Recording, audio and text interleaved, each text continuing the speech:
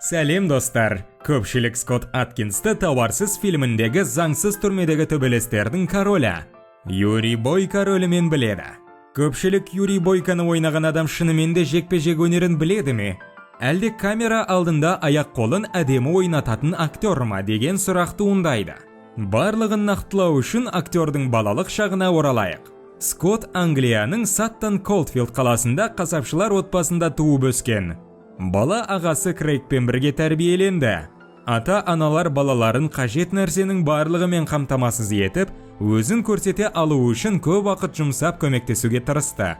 Скотт колледжде оқыды, бірақ ол өте жақсы бағаларымен мақтана алмады. Ол түн ортасына дейін өзінің балалық кумирлері Брюс Ли, Джеки Чан, Жан-Клод Ван Дамның фильмдерін тамашалағанды жақсы көретін. Осыған байланысты ол сабаққа кешігіп келді, немесе сабақта ұйықтап қалды.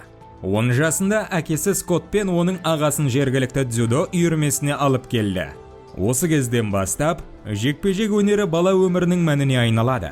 Актер есіне алғанда, жекпе-жек өнері менің негізгі ойыма айналды. Бұл менің өмір бойы іздегенім болды. Бала Брюс Ли, Жан-Клод Ван Дамның кейіпкерлерінің соңынан ерді. Сондықтан күн сайын қатты жаттыға бастады. Мен әкемнің гаражын өзімнің жеке додзиомға айналдырдым, деп есіне алады Скотт. 14 жасында Скотт бапкер Рон Серхиомен тайквандомен айналысқан. 16 жасында ол Этини Джонстың жетекшілігімен кикбоксингпен айналыса бастады.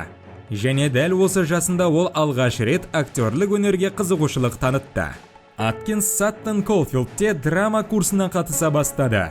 Жаңа әрекет оған ләззат әкелсе де, Скотт бұл спортқа қарағанда қиынырақ. Кейін мойындағандай, қалың аудиторияның алдына шығу үшін ұялшақтығын жеңу оған өте қиын болды. Бірақ ол бұл кемшілікті жеңіп 21 жасында Уэббер Дуглас драмалық өнер академиясына оқуға түсті. Аткинстің оқуы ұзаққа бармады.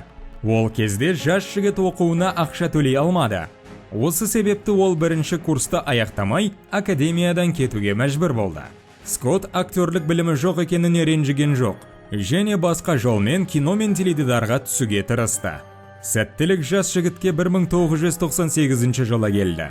Аткинс қауіпті аймақ сериалында эпизодты түсірді. Содан кейін бір жылдан кейін қала орталығы сериясында бір эпизод түсірді. 2000 жылы дәрігерлер телехикаясының 3 бөліміне түсті. Осыдан кейін Скотт өзінің алғашқы шетелдегі жұмысын бастады. 2001 жылы Скотт Гонконг каскадерлер қауымдастығының басшысы Стивен Тунгфтың шақыруымен кездейсоқ тыңшылық фильмге қатысу үшін Гонконгқа келді. Бұл фильмге қатысу актер үшін баға жетпес тәжірибе болды. Өйткені фильмде ол Гонконгтың ең үздік актерларымен және аты аңызға айналған Джеки Чан бастаған ең үздік каскадерлар тобымен иық тіресе жұмыс істеген. 2001 жылы Таза кек атты британдық қысқаметражды фильм Гонконг кино шеберлерінің тағы бір экстремалды шақыруы жарық көрді. Онда Скотт маңызды рөл атқарды. Америка құрама штаттарына оралғаннан кейін актер телехикаялар мен фильмдерде эпизодтық рөлдерді ойнауды жалғастырды. Бұл рөлдердің датасын анықтаудың мағынасы жоқ. Бірақ келесі фильм актердің өмірін толығымен өзгертті. Сіз қазірдің өзінде қандай фильм туралы сөйлесетінімізді білесіз. Талапсыз 2. 2002 жылғы Талассыз фильмінің логикалық жалғасы болды. Ол Скотт Аткинстің бірінші басты рөлін белгіледі. Оның кейіпкері заңсыз жекпе-жектердің чемпионы Юрий Бойка, ал Майкл Джей бокстан бұрынғы әлем чемпионы Джордж Чемберстің рөлін сомдады. Олар экранда ешқашан көрінбейтін қарсыластарды ойнады. Сахна артында олар жақсы дос болды. Майкл тіпті Скоттты бокста жаттықтырған. Ол кезде ол онша жақсы болмаған. Фильмнен кейін Скотт Аткинс Голливудтағы ірі жобаларға шақырыла бастады. Скотт бұлшықет пен жекпе-жек өнерінің рөлдерін сомдаған кезде Аткинс жанкүйерлерінің назарын аударып, сұранысқа ие актер болды. Кейін атақты актер 2006 жылы Стив Мартинмен бірге Қызғылт пантера криминалдық комедиясына және 2007 жылы Мэтт Деймонмен Борн ультиматумы фильмінде басты рөлді сомдады. 2009 жылы шыққан X-Men Genesis фильмінде Скотт Аткинс, Хью Джекман мен Райан Рейнольдспен бірге көрінді. Даңқы мен жұлдыздылығына қарамастан, Скотт әлі күнге дейін Бирмингемде ата-анасына жақын тұрады. тыныш және жайлы қалада Аткинске күш қуатын қалпына келтіруге көмектеседі. Скоттың айтуынша, бала кезінен таныс адамдармен бірге өмір сүру оның кәсіби маман болуына кедергі келтіреді.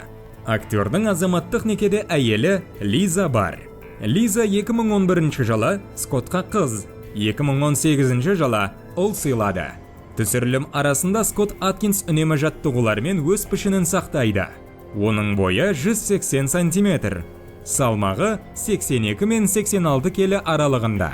Ол жақсы тамақтанғанды ұнатады және тәттілер мен диетаны бұзатын тағамдарды сирек ұнатады. Жаттығуға келетін болсақ, Скотт энтузиастта жаттығулардың әртүрлі жыныстары бар. Бірақ көбінесе директордың нұсқауымен жұмыс істейді. Егер оған бұлшықет массасын алу қажет болса, онда мәселе Юрийдің рөліне байланысты. Актер үлкен салмақпен жаттығады. Ал салмағын жоғалту керек болса, ол жаттығу жүйесін өзгертеді. Кикбоксингтен басқа, Скотт дельфилтинг, скват, отыру және дельфилтті ұнатады. Аткинс дзюдо, таэквондо және кикбоксингтен басқа карате, джиу-джитсу, тай-бокс және ниндзитсумен айналысқан. 2009 жылы Аткинс Айзек Флорентиннің ниндзя фильмінде басты рөлді өзінің тамаша физикалық формасына ие болды. Актердің мансабы сеніммен көтеріле бастады. Оның жекпе-жек өнерін меңгеруінің пайдасы зор болды. 2013 жылы оның фильмографиясы Неленойе 3 фильмімен байытылды. Фильм Action Fest фестивалінде ең жақсы сахналанған шайқастар мен режиссура үшін 2 марапатқа ие болды. 2 жылдан кейін ол Джон Хеймсонның Әмбебап сарбаз 4 фильмінде рөлге ие болды. Актер ұсталма фильмінде де түсті. Скотт кино саласында Сильвестр Сталлоне, Джет Ли, Джейсон Стэтхэм және басқа Голливуд жұлдыздарымен бірге жұмыс істеді. Содан кейін Аткинс Геркулес аңызының басталуы фильміндегі мүйізді амфитрион рөлінде көрермендер алдына шықты. 2016 жылы кино жұлдыздың қатысуымен 7 фильм жарыққа шықты.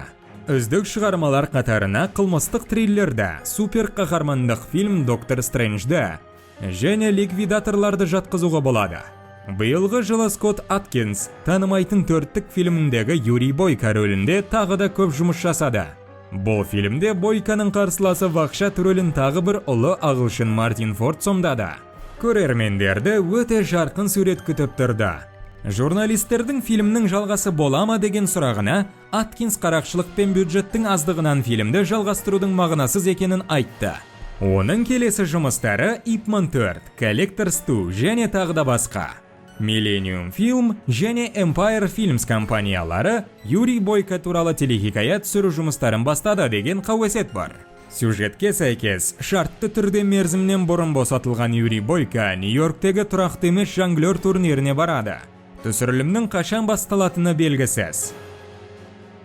Егер сіз Юрий Бойканы қайтадан экраннан көргіңіз келсе, бұл туралы түсініктемелерде жазыңыз.